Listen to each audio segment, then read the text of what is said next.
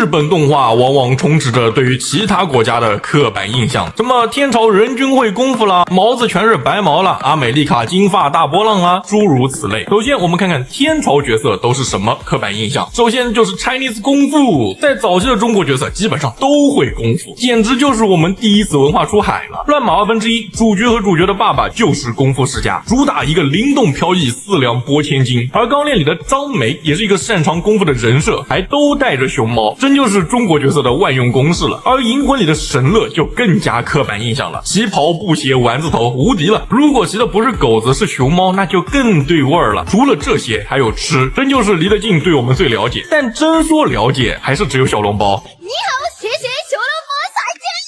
哪怕到了最近还是小笼包。虽然唐可在角色的外观上已经没有了那种奇奇怪怪的刻板印象，但他们又有了全新的刻板印象，那就是唐可作为护爷的身份无限拉高了。上海豪华游你知道什么概念吗？当然也有别的，比如我们的乒乓球特别厉害，于是就有了一部乒乓。你反手无力，正手不精，脚步松散，反应迟钝，每一个动作像样。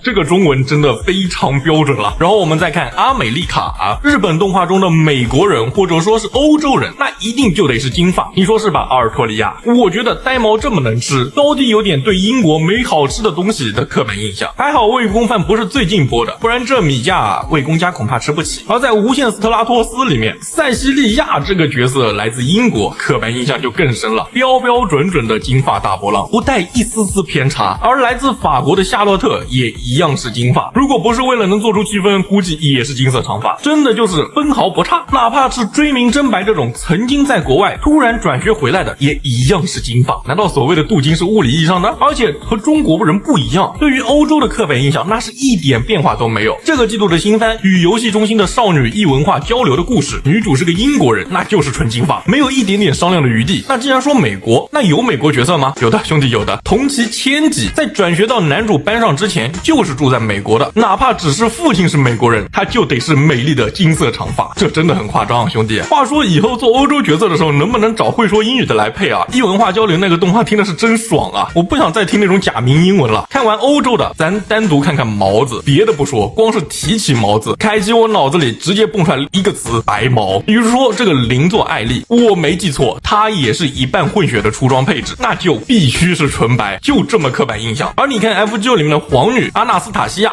正儿八经地地道道正沙俄长公主，进了日本游戏那也得是白毛五口。一般来讲，男角色很大程度上是可以逃脱刻板印象的，但俄罗斯男角色不行。圣痕炼金术的男主沙夏全名是亚历山大尼克拉耶维奇赫尔，也是俄罗斯人，那就是白毛，想逃门儿都没有。而这动画里的卡恰同为俄罗斯人，作为女角色反而不是白毛，甚至是黑塔利亚这样一个给国家制作虚拟形象的动画，这里的俄罗斯也用的是白毛，你甚至没有办法解释为什么俄罗斯人是白毛。这个刻板印象是从哪里来的都有点无从考证，只能说二次元真的很神奇。有没有知道出处的在评论区说一说，或者你们还知道什么奇奇怪怪的刻板印象吗？欢迎在评论区讨论。我是凯奇，我想和你聊聊动画。